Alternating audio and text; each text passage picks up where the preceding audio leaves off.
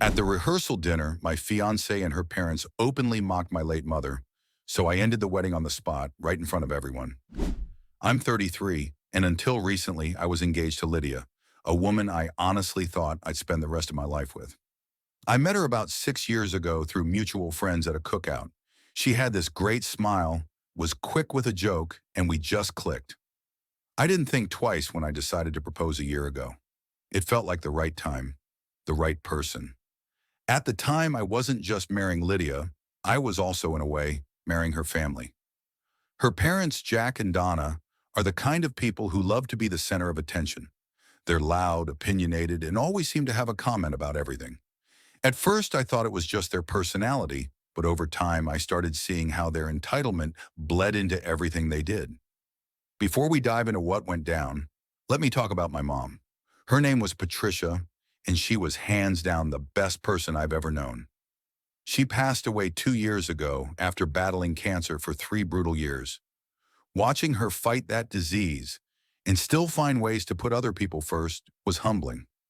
She taught me so much about kindness, generosity, and standing up for what's right. My mom wasn't just my rock, she was a lifeline for a lot of people. She had this way of stepping in and helping people without making them feel embarrassed or indebted, like she'd just quietly do what needed to be done.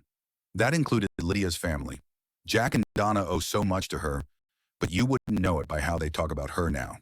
Back when I first introduced Lydia to my mom, it went well enough. My mom liked Lydia. She told me so, and Lydia seemed polite. But as things got more serious, it became obvious that Lydia didn't really get along with my mom. It wasn't anything dramatic, just small comments here and there, like how Lydia would call my mom overly involved or a little too eager to help. It rubbed me the wrong way, but I figured it was just nerves or Lydia trying to adjust to being part of a new family. The thing is, my mom did a lot for Lydia's family. Years ago, when their restaurant was on the verge of shutting down, my mom co-signed a loan to help them out. No one else would take that risk, but my mom believed in them. She even helped them organize their finances and put together a plan to make the business profitable again, and it worked. The restaurant survived, and Jack and Donna were able to keep their livelihood, but it didn't stop there. When their restaurant's industrial oven broke down, they didn't have the money to replace it. My mom paid for it outright because she didn't want them to lose business. She never asked for the money back, even though she could have used it for her own medical bills later on. That's just who she was. Then there was Lydia's older brother, Ryan. He was struggling to finish college because he couldn't afford tuition for his last semester. My mom stepped in and covered the cost so he wouldn't have to drop out. She said, education is one thing no one can take away from you. It wasn't just money she gave, it was time and energy. She spent hours helping Lydia's family with everything from bookkeeping advice to babysitting Ryan's kids so he could focus on studying. And let me tell you, not once did Jack, Donna, or Ryan ever thank her properly. Sure, they said thanks in passing, but there was no real acknowledgement of what she'd done for them. My mom never cared about that, though. She wasn't in it for the recognition, she just wanted to help people. When my mom passed away, I was devastated. She was my world, and losing her felt like a piece of me was gone forever. Lydia was there for me during the worst of it, or at least I thought she was. Looking back, I realized a lot of her support was more about doing the bare minimum. She'd say things like, "You need to move on," or "Your mom wouldn't want you to be stuck in grief," which, yeah, maybe was true, but it didn't feel comforting. It felt dismissive. Leading up to the wedding, I started noticing more red flags. Lydia was weirdly dismissive anytime I brought up my mom in conversations about the ceremony. For example, I wanted to include a small tribute to my mom during the vows, and Lydia just brushed it off, saying, "Isn't that going to make people sad? Weddings are supposed to be happy." I let it slide because I didn't want to start a fight. But little things like that kept piling up. Then there were the comments from Jack and Donna. They had this way of talking down to me like they thought Lydia was marrying beneath her. Jack once joked about how Lydia was upgrading her life by marrying someone from a simpler background. Donna would say things like, "Well, we all make sacrifices for love," as if Lydia was doing me a favor by agreeing to marry me. It stung, but I kept my mouth shut for Lydia's sake. Looking back now, I wish I'd spoken up sooner. Maybe I could have saved myself some heartache, But I kept telling myself that once the wedding was over and the dust settled, things would get better. I couldn't have been more wrong. So fast forward to about a month before the wedding, that's when things really started to unravel. Like I said earlier, Lydia's parents, Jack and Donna, offered to host the rehearsal dinner at this fancy restaurant they had ties to. At first, I thought it was a nice gesture. I figured maybe they were trying to smooth over all the little snide comments and awkward moments we'd had during the wedding planning. I even told myself, maybe this is their way of stepping up and showing some class. Now, a little context about this dinner. Lydia's parents didn't just offer to host it, they made a big show of how generous they were being. Donna kept bringing it up in conversations like, "Oh, we've put so much effort into making this rehearsal dinner perfect. It's going to be the talk of the town."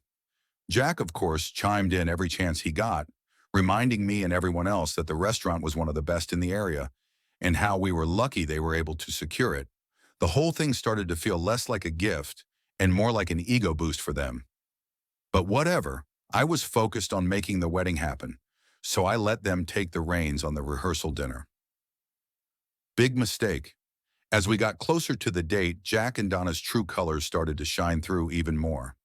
Every conversation with them turned into some kind of backhanded comment or passive-aggressive remark. For example, when I tried to confirm the guest list for the dinner, Donna rolled her eyes and said, "We'll handle it, Michael. You don't need to stress over the details. Just show up and enjoy." It was such a small thing, but it bugged me like this was supposed to be our event, right? Shouldn't Lydia and I have a say in who's coming? Then there was the menu. Donna made this huge deal about how they were curating a high-end dining experience for the night. She kept saying things like, "Oh, we've got the chef to create something really special. Nothing like what you'd normally find back home, Michael." That last part was her favorite dig back home. She loved reminding me that I wasn't from the same social circle as them. I'm from a small working-class town, and they never let me forget it. I tried to brush it off and focus on the bigger picture. I kept telling myself it's just one night smile, nod, and get through it. But even Lydia was starting to act weird. She'd always had this habit of siding with her parents on things. But in the weeks leading up to the dinner, it got worse. Anytime I brought up an idea or concern, she'd wave it off and say, "Michael, you're overthinking this. My parents know what they're doing." The thing is, it wasn't just about the dinner. It was the way they made me feel like an outsider in my own relationship. They treated me like I was lucky to even be in the room, like I should be grateful that Lydia was willing to marry me. And Lydia, she never stuck up for me. If anything, she encouraged it by laughing along or dismissing me whenever I tried to bring it up. A week before the dinner, there was this incident that should have been a huge red flag for me. Lydia and I were at her parents' house, finalizing some details for the wedding. Donna was in full control mode, flipping through seating charts and floral arrangements like she was planning a royal event. At one point, I made a suggestion about changing the centerpieces to something simpler, something my mom would have loved. Donna didn't even look up from her binder. She just said, "Oh, Patricia had interesting taste, didn't she? But this is Lydia's day. Let's keep things modern, shall we?" I froze. It was such a subtle jab, but it hit me hard. Lydia didn't say a word. She just kept scrolling on her phone like nothing had happened. I wanted to call Donna out right then and there, but I didn't want to start a fight. So I swallowed my pride and stayed quiet. Looking back, I hate that I didn't say something. It's like every little insult and slight was adding up, but I kept brushing it off because I didn't want to rock the boat. I thought I was keeping the peace. The day of the rehearsal dinner finally arrived, and I could already feel the tension in the air. Lydia and I drove to the restaurant together, and I tried to make small talk to lighten the mood. She was quiet, though, scrolling through her phone and barely responding. When I asked if she was excited, she just shrugged and said, "It's just a dinner, Michael. Don't stress. Just a dinner, right?" When we got to the restaurant, Jack and Donna were already there, acting like they owned the place.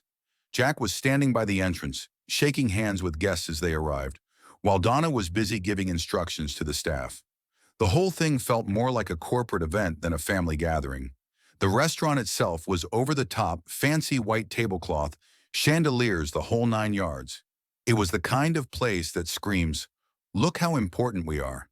And honestly, it just made me feel more out of place. As the guests trickled in, I started noticing something weird. Most of the people there were from Lydia's side of the family. There were maybe 3 or 4 people from my side, my dad, my sister, and a couple of close friends and relatives. Everyone else was either a relative of Lydia's or one of her parents' business associates. It was like they'd turned the rehearsal dinner into a networking event. I pulled Lydia aside and asked her what was going on. "Why aren't more of my family here?" I said. She gave me this exasperated look and said, "Michael, your family's small. My parents had to fill the room somehow. It's not a big deal." Not a big deal. That was her answer for everything. I bit my tongue and went back to mingling, but I couldn't shake the feeling that this dinner wasn't about us. It was about Jack and Donna showing off. They'd hijacked what was supposed to be a celebration of our relationship and turned it into their own personal spectacle. After everyone had eaten, the real show started. The speeches. Jack was the first one up, of course. He grabbed the mic like he was giving a keynote address at a conference, not talking about his daughter's wedding. He cleared his throat and started with, "Welcome, everyone. Tonight is about celebrating the union of 2 families, our Lydia and, of course, Michael." He said my name like it left a bad taste in his mouth.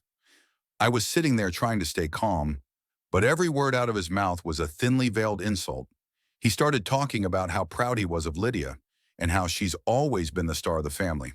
She's always known what she wanted in life and gone after it. And now she's marrying someone who keep her grounded. He smirked when he said that, and I swear a couple of people chuckled. I just stared at him, wondering if I'd heard him right. Then he launched into this story about how Lydia was always a high achiever, even as a kid, and how it was a good thing she had their guidance to stay on the right track. At one point, he said, "You know, we've always taught Lydia to aim high. And while Michael might not be what we envisioned at first," he trailed off, letting the sentence hang like it was supposed to be funny. I could feel my dad and sister glaring at him from across the table. Next up was Donna. She strutted to the mic like she was about to accept an award. Her speech started off okay. She talked about how much she loved Lydia and how excited she was for the wedding. But then she started making these little digs about me. She talked about how Lydia was the perfect daughter who deserved the best in life and said it's a good thing she's patient because she's taught Michael so much already. I almost choked on my water. What did Lydia taught me? How to bite my tongue while her parents insulted me every chance they got. Then Donna turned to me and said, "Oh, so we're so happy to welcome you into the family, Michael. It'll be nice to finally have someone who doesn't mind getting their hands dirty, right?" She laughed, and a few of her relatives joined in. I glanced at Lydia, hoping she'd step in or at least look uncomfortable, but she was smiling along with them. And just when I thought it couldn't get worse, Jack got back up to the mic. He clinked his glass and said, "One last thing before we wrap this up. I just want to acknowledge someone who's no longer with us but played a big role in shaping who Michael is, his mom, Patricia." For a split second, I thought he might actually say something kind. But no, instead he said, "Patricia was one of a kind. She had a habit of inserting herself into situations, didn't she? Always had an opinion about how things should be done." He laughed and Donna chimed in. "Oh, she definitely had strong opinions. Remember how she always insisted on helping us even when we didn't ask?" I couldn't believe what I was hearing. They were talking about my mom like she was some nosy neighbor. Jack wasn't done, but in all seriousness, he said, "Patricia was a generous woman. She helped us out a lot, sometimes too much if I'm being honest." He winked like it was some kind of inside joke. The room got quiet, but Jack just kept going.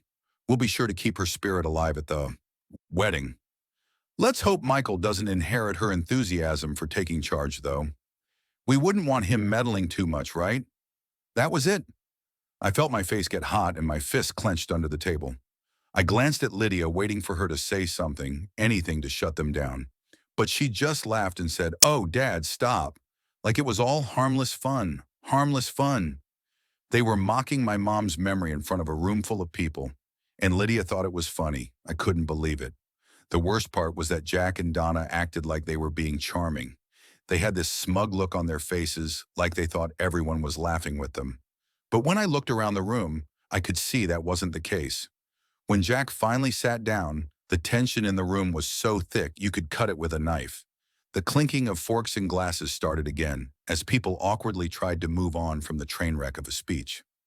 Lydia leaned over and whispered, "Are you okay?" Her tone was casual, like she was asking if I wanted more water, not if I was seething with rage. I didn't even look at her. I just nodded. My jaw clenched so tightly, I thought my teeth might crack. But then Donna walked over to our table. "Michael," she said sweetly, "I hope you weren't offended. Jack and I just wanted to add a little humor to the evening. It's all in good fun." That's when something snapped in me. I couldn't stay quiet any longer. I stood up, my chair scraping loudly against the floor. "Are you serious right now?" I said, my voice low but shaking with anger. So there I was, standing in the middle of the rehearsal dinner. Chair still slightly tipped back from when I stood up. The whole room had gone dead silent, like someone had muted the TV. All eyes were on me, but I didn't care. My heart was pounding and my face was hot, but I knew I couldn't just let this slide. Jack and Donna's mocking of my mom was already too much, but that fake apology from Donna, that was the final straw. "Are you serious right now?" I repeated, looking directly at Donna. She froze for a second, probably not expecting me to actually call her out. Jack looked up from his drink like I just insulted him. Lydia, sitting next to me, whispered, "Michael, stop," but I ignored her. "Let me get this straight," I said, my voice louder now. "You spent the entire night taking cheap shots at my mom, the woman who helped your family when no one else would, and now you're acting like it was just a joke? You think that's okay?" Jack leaned back in his chair, folding his arms. "Relax, Michael," he said, smirking like he thought this was no big deal. "You're overreacting. It was all in good fun." "Good fun?" I shot back. "You called her meddling. You said she was too much. You mocked her generosity like it was some kind of flaw. How was that good fun?" The tension in the room was unbearable. I could see a few of Lydia's cousins looking down at their plates, clearly uncomfortable. My dad, on the other hand, was staring at Jack like he wanted to punch him. My sister had her arms crossed, glaring at Donna like she was waiting for her turn to jump in. Donna tried to laugh it off. "Oh, Michael, don't be so sensitive. We were just sharing a few stories. Everyone knows how Patricia liked to take charge." I couldn't believe what I was hearing. "Take charge," I said, my voice rising. "She helped you. She saved your business when you were about to lose it. She paid for your oven repairs, your patio remodel, and your son's college tuition. And this is how you repay her? By turning her into some kind of joke at a rehearsal dinner?" Jack sat up straighter, clearly annoyed now. "All right, that's enough," he said, trying to sound authoritative. "We didn't mean any harm, but if you're going to throw a tantrum about it, maybe you're not ready for marriage." That comment showed just how little respect he had for me, or for my mom for that matter. Lydia finally spoke up, tugging on my sleeve. "Michael, can we just go outside and talk?" "Please," I pulled my arm away. "No, Lydia, we can't. Not until your parents understand how disrespectful they've been." Donna sighed dramatically like she was the victim in all this. "Michael, this is supposed to be a happy occasion.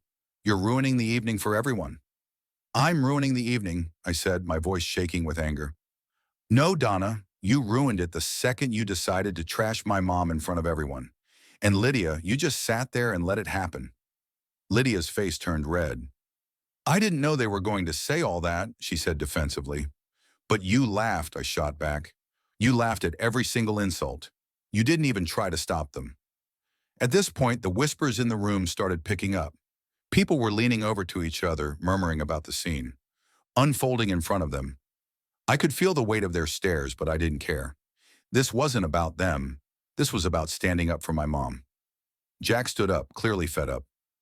"All right, Michael, if you're so offended, maybe you should leave," he said, pointing toward the door. For a moment, I considered it. I thought about just walking out, leaving them to their perfect little dinner. But then I looked around the room at my dad, my sister, my few friends who had come to support me. They were all watching, waiting to see what I'd do. And I realized I wasn't going to let Jack and Donna get away with it. Not this time. "No," I said firmly. "I'm not leaving. Not until you understand what you've done." Jack opened his mouth to respond, but I cut him off. You act like my mom was some overbearing busybody, but without her, you wouldn't even have this restaurant connection. She didn't do any of that because she wanted recognition or praise. She did it because she cared. And now you're sitting here trashing her memory like it's some kind of punchline. That's not just disrespectful, it's disgusting. The room went completely silent again. Even Jack looked taken aback, like he didn't know how to respond. Donna opened her mouth, but no words came out. Lydia just sat there, staring at the table, her face a mix of embarrassment and anger. Finally, Jack muttered, "We didn't mean it like that." "It doesn't matter how you meant it," I said. "What matters is how it came across. You don't get to rewrite who my mom was just because it suits your narrative. She deserved better than that, and honestly, so do I." With that, I stepped back from the table and grabbed my coat. "You want me to leave?" "Fine, but don't expect me to come back." My dad stood up immediately, ready to follow me out. My sister grabbed her purse and shot one last glare at Donna before joining us. A couple of my friends stood up too, looking unsure but supportive. Lydia called after me, "Michael, wait." But I didn't stop. I walked out of that restaurant, my head held high, even though my heart was pounding in my chest. Outside, my dad put a hand on my shoulder. "You did the right thing," he said. "Your mom would be proud." I nodded, but I didn't feel proud. I felt angry and betrayed, and I realized something. If she couldn't stand up for me or for my mom, then maybe she wasn't the person I thought she was part of. Me thought I'd done the right thing by walking out. But the other part of me couldn't shake the feeling that it wasn't enough. If I left things as they were, Lydia and her family would just spin the story to make me the bad guy. They'd frame it as me being too sensitive or overreacting. No, I couldn't let that happen. This wasn't just about me. It was about my mom, her memory, and what I stood for. I took a deep breath and turned to my dad. "I need to go back in there." I said, "What?" My sister blurted out. "Why? You don't owe them anything." "I know," I said, looking at her, "but I'm not leaving this unfinished. I need to make it clear to Lydia, to her parents, to everyone that I'm done for good." My dad hesitated, then nodded. "If that's what you need to do, we'll back you up." "No," I said, shaking my head. "This is something I have to do on my own." My sister looked like she wanted to argue, but she held her tongue. I turned and walked back toward the restaurant. My stomach was in knots, but my mind was clear. I wasn't walking back in there to cause a scene. I was walking back in there to end things once and for all. People were whispering to each other, stealing glances at the doors I walked back in. Lydia was still sitting at the table, her face pale and her eyes wide. When she saw me, she stood up. "Michael," she said, "what are you doing?" I ignored her question and walked straight to the front of the room where Jack and Donna were still seated, looking far too pleased with themselves. Jack raised an eyebrow as I approached, clearly not expecting me to come back. Donna gave me that same fake sweet smile she'd been using all night. "Back so soon," Jack said, his tone dripping with sarcasm. I didn't bother responding to him. Instead, I turned to face the entire room. "Excuse me, everyone," I said loud enough for the whole room to hear. The murmuring stopped instantly, and all eyes were on me again. My heart was pounding, but I kept my voice steady. "I have something I need to say." I glanced at Lydia, who was now standing frozen by the table, her hands clasped tightly in front of her. "I know this isn't the time or place anyone expected for this, but after what's happened tonight, I don't see any reason to wait." I took a deep breath and continued. "This wedding is off." The room erupted. Gasps, murmurs, and the scraping of chairs filled the air as people turned to each other. Lydia's jaw dropped and her hands flew to her mouth. "Michael." "No," she whispered, but I held up a hand to stop her.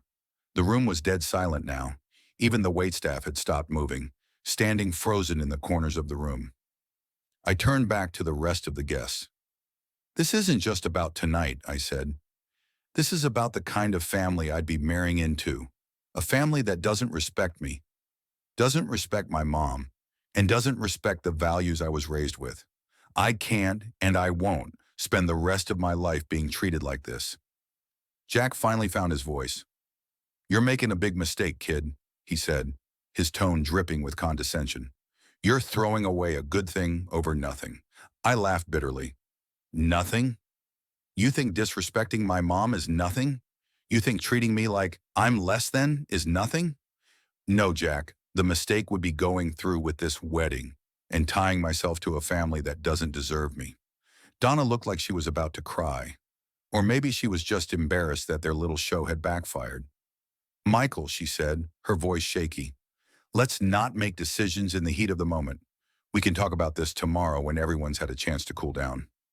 No, I said firmly. We're not talking about this tomorrow or ever. This is done. I turned to Lydia one last time. Her face was streaked with tears, and she looked like she didn't know whether to scream or beg. I walked back toward the door, my footsteps echoing in the silent room.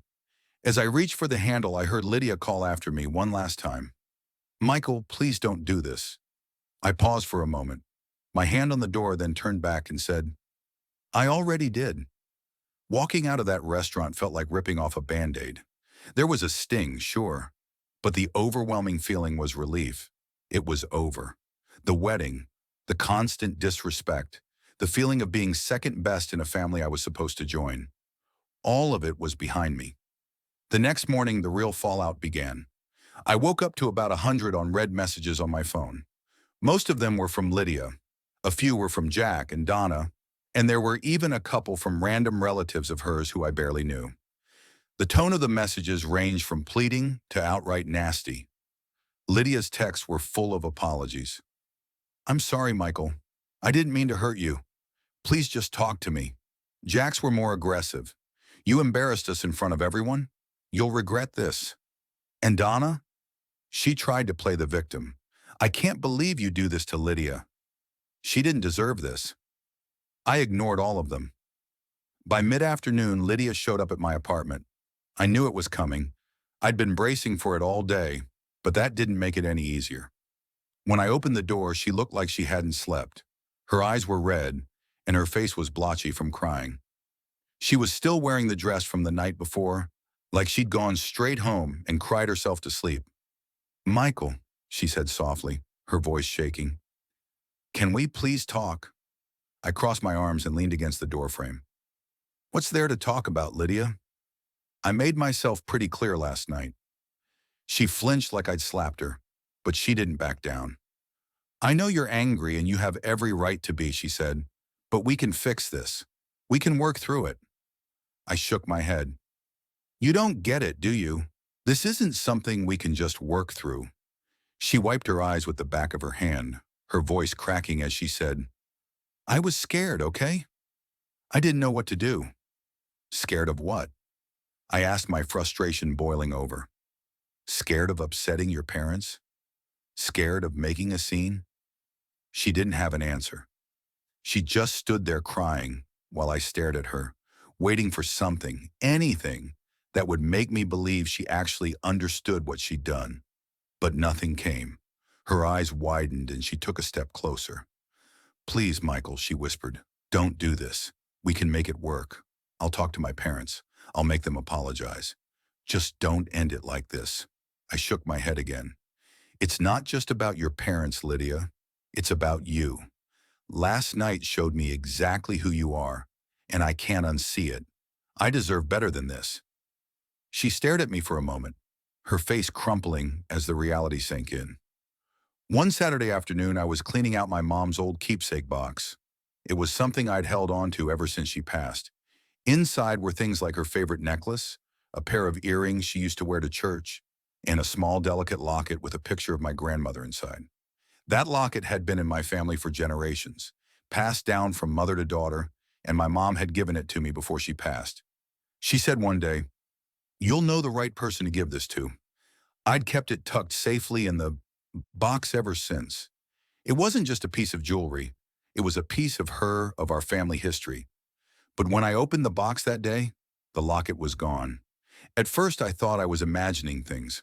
I tore the box apart, carefully searching through every corner. But it wasn't there.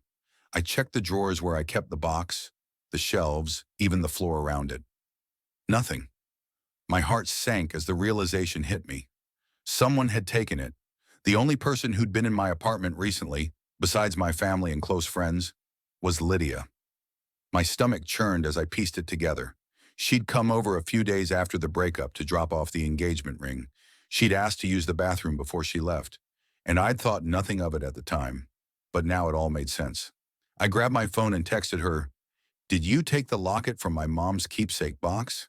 A few minutes later, she replied, "What are you talking about? I didn't buy it for a second." "You know exactly what I'm talking about. The locket my mom left me, it's gone. You're the only person who's been in my apartment recently.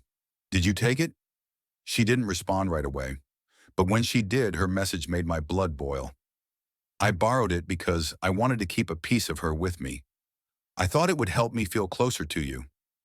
Borrowed. She borrowed it without asking, without even telling me. I couldn't believe the audacity. I called her immediately. When she picked up, she sounded defensive, like she was the victim in all of this. "Michael, it's not a big deal," she said. "I was going to give it back." "Not a big deal," I snapped.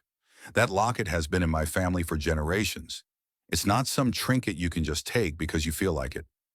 How could you even think that was okay?" "I just wanted to feel connected to you," she said, her voice trembling like she was trying to play the sympathy card. "I didn't think you'd notice." "Of course I'd notice," I shouted. "It's my mom's. And the fact that you didn't think to ask me first makes it even worse." She started crying at that point, but I wasn't in the mood to comfort her. "Where is it?" I demanded. "It's at my parents' house," she admitted through sobs. I didn't want to lose it, so I left it there for safekeeping.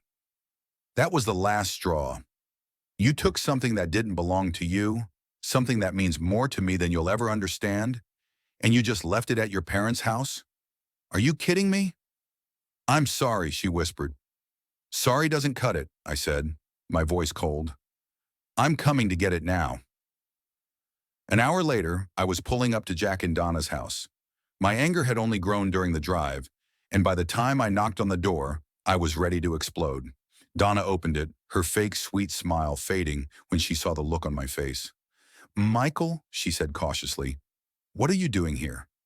"I'm here to get my mom's locket," I said bluntly. "Lydia told me it's here." Donna's face shifted into a mix of confusion and annoyance. "Lydia took a locket." "Why would she just get it?" I interrupted. She narrowed her eyes but stepped aside to let me in. A few minutes later, Lydia came downstairs holding the locket in her hand. Her eyes were red, and her face was blotchy, but I didn't care. All I saw was the locket dangling from her fingers like it was nothing. "Tear here," she said, holding it out to me. I snatched it from her hand and inspected it, making sure it was the same one. When I was satisfied, I stuffed it in my pocket and turned to leave. "Oh, Michael, wait," she said, her voice desperate. "Prite, I didn't mean to upset you." "I was just trying to save it," I said, cutting her off. "Connie's shoe stole from me. Lydia, from my mom. Like what you'd already done wasn't enough." Her face crumpled, and she started crying again, but I didn't stop. I walked out the door, slamming it behind me. In the days that followed, I blocked her number, deleted her messages, and cut off every possible way for her to contact me. I was done with her family, and all the drama they brought into my life. Calling off the wedding had been hard, but this was the final nail in the coffin. And as tiring as it was, it also felt like closure. I'd stood up for myself, for my mom, and for the values she'd instilled in me. I knew I'd made the right choice, and for the first time in a long time, I felt at peace.